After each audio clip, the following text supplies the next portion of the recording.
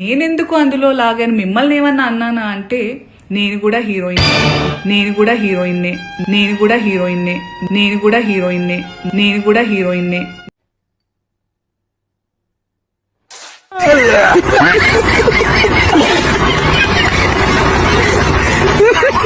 ఏ మూర్ఖుడు చెబుతాడు అలాగా?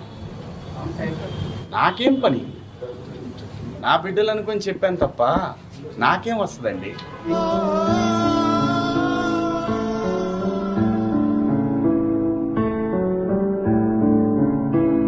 నేను పొరపాటు చేశాననే చెప్తున్నాను. నేను అనవసరంగా సలహాలు ఇచ్చాను.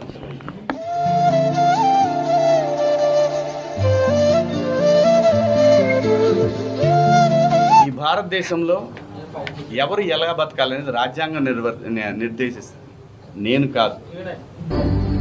ఏంటయ్యా ఎందుకు ఇంత ఎమోషనల్?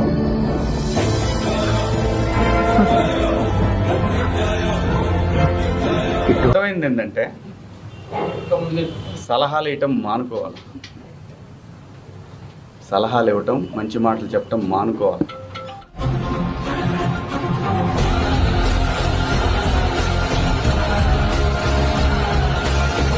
అనేది దీన్ని ఇంతటితో ముగించుదామని, ఈ డిస్కషన్ ఇంతటితో ముగిద్దామని చెప్తున్నా. మరి ఎప్పుడైనా నేను ప్రశ్నించావా, గెలిచావో, ఓడావో, నువ్వే ఎదిగావో, మునిగావో. साउंड हमें ऊपर ले लो, बैठ गए आजा ऊपर दम है तो आजा. టాలెంట్ చూపిస్తున్నావేంటి? ఏమన్నారు? టాలెంట్ చూపిస్తున్నావేంటి అన్న.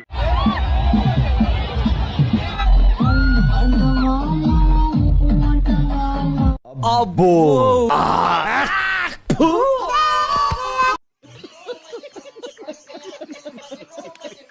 మీరు చదువుకునేది ఫస్ట్, చదువుకోండి ఫస్ట్.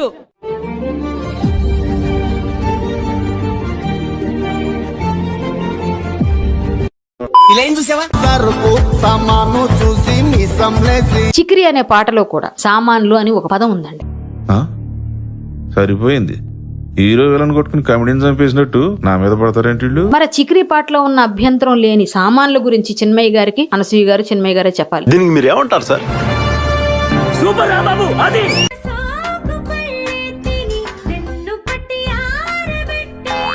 ఈ పాట పాడింది ఎవరమ్మా?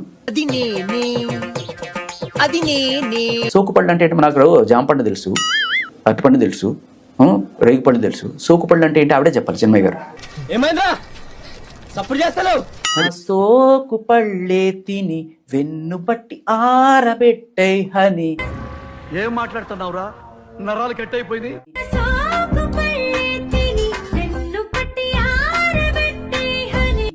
అది బుర్ర బూద. ఈ పాట పాడింది ఎవరమ్మా? చిన్మయ్య గారు.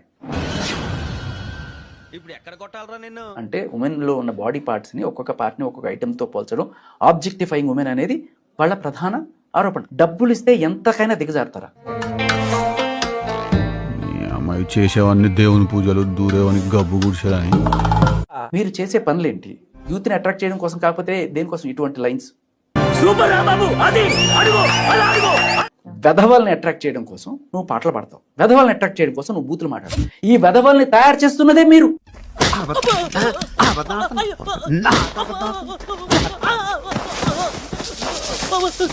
ఎవరావిడ? లీలారాణి అని స్త్రీ సంక్షేమ నాయకురాలు సార్. ఏం చేస్తా ఉంటుంది? మొగుడుతో కాపురం తప్ప అన్ని చేస్తుంటది. ఆడది రేప్ చేసినా, మర్డర్ చేసినా స్త్రీకి న్యాయం జరగాలంటూ అలా 10 మంది ఆడవాళ్ళని వెనకాలేసుకుని మీడియా ముందు గొడవలు చేస్తుంటది. బాగా పబ్లిసిటీ పిచ్చిలేండి. సీతాదేవి తర్వాత ద్రౌపది ఏ టీషర్ట్లు వేసుకున్నారా రేపులు అయ్యాయి ఆ రోజుల్లోనే. రేపు కొడితే మెడికల్ టెస్టులు చేయించుకోవడానికి మీ ఆస్తులు అమ్మినా సరిపోవు. ఓ పిల్ల 28,000 రేపులు అయ్యాయి. ఎవరు చేస్తున్నారు? ఈ హిందువులు, ఈ మగజాతి.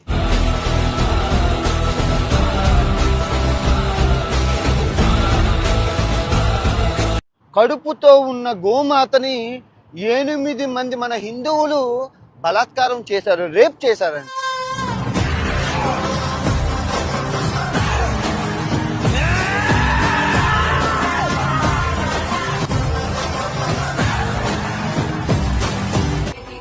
అరే హిందువుల్ని ఎన్ని మాట్లాడుతున్నాడు రా, రేపులన్నీ చేసి హిందువులు అంటున్నాడు. మాట్లాడట్లేదు, వాడి మీద ఎందుకు కేసులు పెట్టట్లేదు, వాడిని ఎందుకు ఇండియాకు తీసుకొచ్చి గుడ్డలు ఎప్పుడు నడి రోడ్డు మీద తరిమి కొట్టట్లేదు.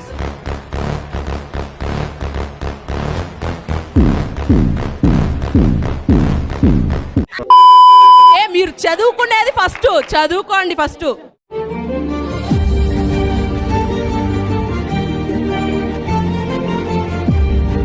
శుభ్రమైన టీషర్ట్ వేసేటువంటి అన్ని కనపడేలాగా దాని మీద నినాదం. ఇంకా అవతల వాడు ఎలా అవుతాడు, 18 ఏళ్ల వాడు 55 ఏళ్ల వాడు మేమే ఆగలేము. పంతులు గారు మేము ఒట్టకాలు కట్ చేసేస్తే ఆగుతారు మీరు. నువ్వు మారువా, నువ్వు మారవరా. చీరలోను మీ అందం నిండుగా కప్పుకునే బట్టల్లోనే ఉంటుంది తప్పితే సామాను కనపడే దాంట్లో ఏం ఉండదు. నువ్వేమో నువ్వు రాతగాని చెప్పడానికి.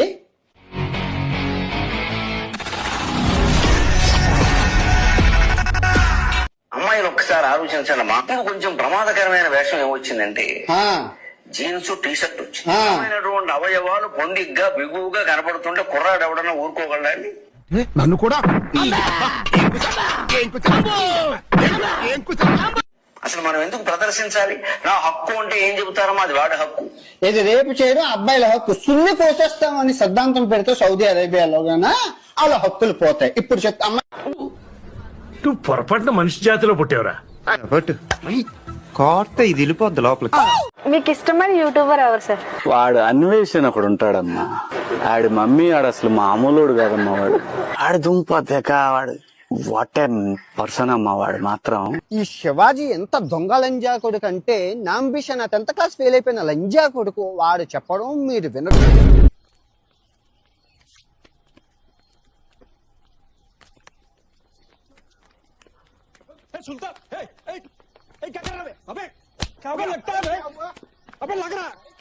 వస్తే కన్నా బయట నుండి ఉండడమే శ్రీరామ రక్ష దేశానికి. నేను బయట నుండి అన్ని సాధిస్తాను చూడు.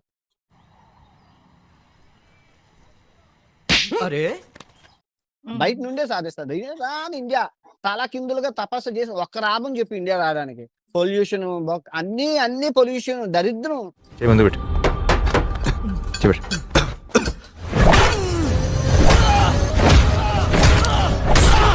రేపు నా కూతురు పూర్తి రేపు చేసేస్తే నాకెందుకు ఇది అర్థం? నేను రాను. నేను అదే ఫారెన్ లో థాయిలాండ్ లో కంటాను.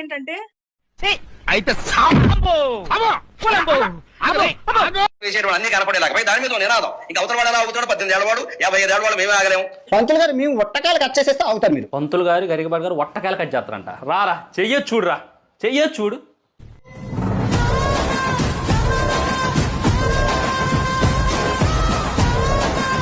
సామాను కనపడే దాంట్లో ఏం ఉండదు.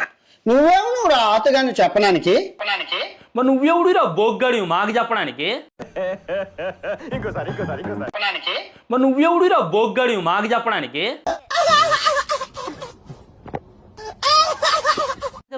నువ్వు ఆయన నాతగాడు అంటున్నా, నువ్వెవడురా బొగ్గాడివి పుట్టినా కొడక? అమ్మాయిలో మీకు చెప్తున్నాను, మీరు గొడ్డ ముక్కలు ఇప్పుకొని కానీ మీ స్వేచ్ఛ ఇంపార్టెంట్, మీ సేఫ్టీ ఇంపార్టెంట్. ముందు ఇండియా రాను నువ్వు, నీకు ఉంటది.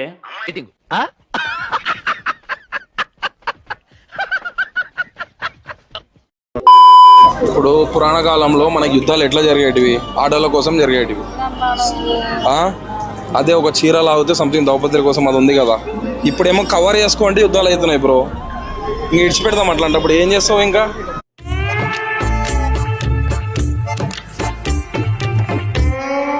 మనమేమో శుభ్రంగా అవయవాలు విప్పుకుని ఇష్టం వచ్చినట్టు తిరుగుతూ, పైగా ఇక్కడ మంచి ఈ ఖాళీలు కనపడేలాగా ఇంకా కటింగులు చేయించుకుని ఇల్లాళ్ళండి పెళ్ళైన వాళ్ళు విడదుంపదగా. తిట్టదని చెప్పరా? ఎవడి మీఠా గారు మీరు ఆ బూతులు పంచకు ఆపండి. పెళ్ళైన వాళ్ళు 40 ఏళ్ల వాళ్ళు ముందేమో పావు కటింగ్, వెనకాల అర కటింగ్. ఎవరికి ప్రదర్శనలు? సమాజాన్ని మనం దృష్టిలో పెట్టుకుని మన పద్ధతి మనం మార్చుకోవద్దా? నవ్వు ఆపుకుంటున్నావు కదరా. ఈ మాట ఎవరన్నా చెబితే నేరస్తులా? మీద పడి కరిచేయడం ఆడవాళ్ళు. నన్ను గర్వణ చూస్తాను నేను. మండుతున్నట్టుంది. ఆలోచన చేయాలి. కనీసం ఏం చేస్తున్నాం, ఎలా బతుకుతున్నాం, సమాజం ఎలా ఉంది, దాన్ని బట్టి తీసుకోవాల్సిన జాగ్రత్తలు. అతి ప్రాచీనమైన వాదన ఎంత తప్పు, ఈ అతి నవీనమైన వాదన కూడా అంతే తప్పు.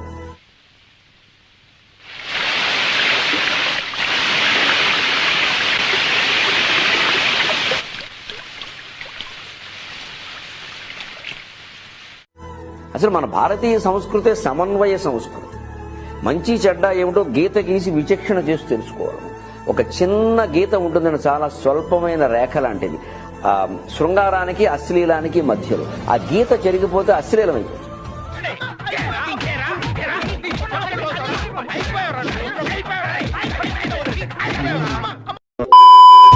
శానిటైజర్ మర్చిపోయావా?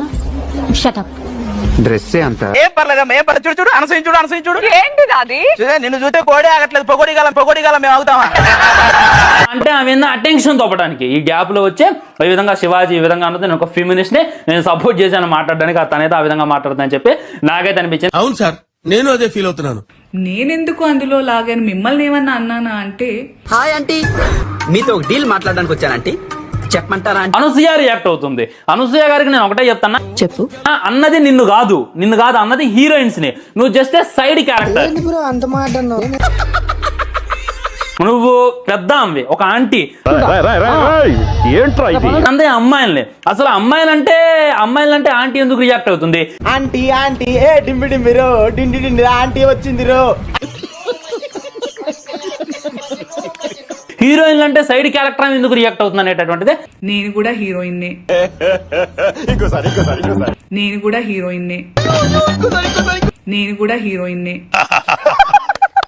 ఈ సినిమాలో పెద్ద కామెడీ డైలాగ్ ఇదే. నీ శరీరం, నీ మొగుడు, నీ పిల్లలు, నీ కుటుంబ సభ్యులకు చూపించుకో. ప్రతి ఒక్కడికి చూపిస్తే ఊరుకుంటారా? ప్రతి ఒక్కడికి చూపిస్తానికేనా నువ్వు పుట్టింది? మీ అమ్మ మీ నాన్న నీకు అందుకే ఇచ్చారా జన్మ? అమ్మ నీకు జన్మనిచ్చావు, నువ్వు ప్రతి ఒక్కరికి బొమ్మలు చూపించని ఇచ్చారా? లేదు కదా. ఇది వెళ్ళిపోద్ది లోపలికి. మిగతా వాళ్ళందరూ చాలా మంది యాంకర్స్ ఉన్నారు. ఇంతకు ముందు వచ్చినటువంటి అనితా చౌదరి లేదా, సుమా లేదా, వీళ్ళందరూ కూడా ఒకప్పుడు వచ్చిన ఝాన్సీ లేదా, వీళ్ళందరూ కూడా సాంప్రదాయ వస్త్రధారణలో వచ్చారనమాట.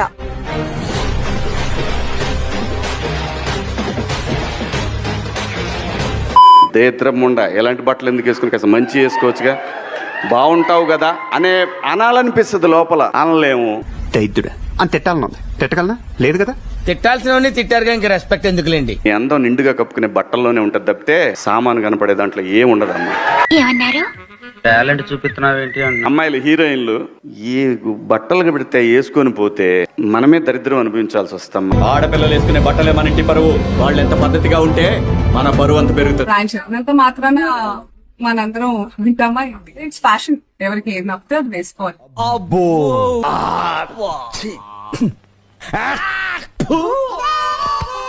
ఎవరే బట్టలు వేసుకుంటే నాకేంటండి? పోనీ మీరు ఎవరన్నా ఆ పిల్లకి అండగా నిలబడ్డారమ్మా? అంటే అది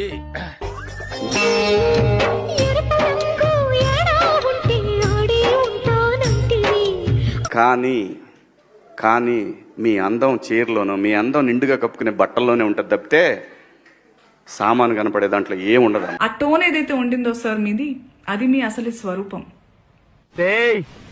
ప్రపంచంలో నీ అంత నికృష్టుడు కూడా ఉండడరా. శవం మీద మరమరాలు ఎలుగుతునేవాడు మొహం చూడు. మీకే గనక నిజంగా ఇంటెన్షన్ ఉండి, ఆ నిజంగా దమ్ము ధైర్యం ఉంటే మగవాళ్ళకి చెప్పండి. ఈ సినిమాలో పెద్ద కామెడీ డైలాగ్ ఇదే. ఒరేయ్, ఏంట్రా అది? అడవి జంతువుల్లాగా మీద పడడం. ఆ అమ్మాయి అంత అందంగా ఉంది చూడండి, appreciate her beauty, respect her boundaries అని నేర్పించండి. చిన్న భాషకి చెప్పు. చిన్న భాషనా? ఆడవాళ్ళకి అవి వేసుకొని వెళ్ళొద్దు సార్. నాకు అర్థం కాదు. బట్టలు ఇలా వేసుకోవాలి, అలా వేసుకోవాలని చెప్పాలి, అలా వేసుకోవాలి, ఇలా వేసుకోవాలని ఎక్కడ రాస్తుంది సార్? మీరు చెప్పండి. గ్లామర్ అనేది ఒక దశ వరకే ఉండాలా. ఇంతవరకు ఉంటే పర్లా, అది ఇక్కడికి రాకూడదు. ఎస్, మోడర్న్ గా కూడా వేసుకోవాలి, వేసుకోవద్దు అసలు బట్టలకు ప్రస్తావనే లేదు సార్. బికాస్ బట్టలు డోంట్ మ్యాటర్. అమ్మాయి చేసేవన్నీ దేవుని పూజలు, దూరేవని గబ్బు గుడిసేదని. శివాజీ గారు చెప్పిన మాటల్ని చాలా ఘాటుగా చెప్పారు. చెప్పే పాయింట్ కరెక్టే గానీ అంత ఘాటుగా చెప్పాల్సిన అవసరం లేదేమో, కొంచెం సున్నితంగా కూడా చెప్పుండాల్సిందేమో అని అంటున్నారు. కానీ ఒకసారి ఆలోచిస్తే సమస్య ఘాటుగా ఉన్నప్పుడు కొన్నిసార్లు ఘాటుగా చెప్పడం కూడా అవసరమేమో. ఆలోచించండి ఒకసారి.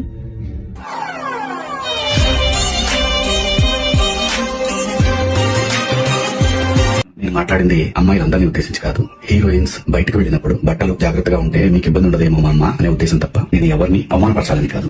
అది అన్న మాట్లాడిన దాంట్లో తప్పే ఉంది. కరెక్ట్ చెప్పాడు కదా, మీరు బయటకు వచ్చినప్పుడు ఇబ్బంది పడతారమ్మా, కొంచెం జాగ్రత్తగా డ్రెస్ వేసుకోరండి, కొంచెం పద్ధతిగా రండి, అందం ప్రకృతిలో ఉంటది, ఆడదాన్ని కట్టుబొట్టులో ఉంటదమ్మా, మీకు రెస్పెక్ట్ పెరుగుతుందని చెప్పాడు. అది కూడా తప్పేనా? చాలా మంది ఆయన చెప్పిన మాటను పక్కన పెట్టేసి అసలు ఈడెవడు మాకు చెప్పాలి, మేము ఏం వేసుకోవాలో చెప్పేది ఈడెవడు అనే దానికి వచ్చేసారు. సరే, ఒక్కటే క్వశ్చన్ అబ్బా ఈ మాట్లాడే వాళ్ళందరికీ, మీరు ట్రెడిషనల్ గా పద్ధతిగా ఉన్నప్పుడు మీ కామెంట్ బాక్స్ ఓపెన్ చేయండి ఇన్స్టాగ్రామ్. మీరు కొంచెం జెన్జెట్ టైప్ లో హద్దులు దాటి డ్రెస్లు వేసుకున్నప్పుడు కామెంట్ బాక్స్ ఓపెన్ చేయండి. మీ ఇంట్లో ఉన్న మీ పిల్లలతోనో, మీ హస్బెండ్ తోనో, మీ బ్రదర్స్ తోనో, లేకుంటే మీ అమ్మా నాన్నతోనో పక్కన కూర్చొని ఆ కామెంట్ చదివించండి. అంతే, ఇంకేం వద్దు, చదివించండి. చదివించి ఆ వీడియోని మళ్ళీ పోస్ట్ చేయండి ఇన్స్టాగ్రామ్ లో, అంతే.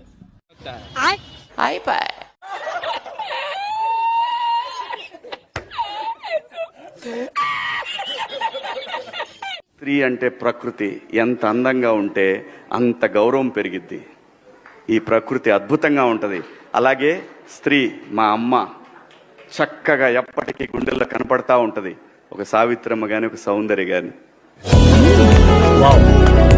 నేను ఇచ్చిన స్టేట్మెంట్కి మాత్రం కట్టుబడే ఉన్నాను. దాంట్లో ఎవరికి భయపడేదే లేదు.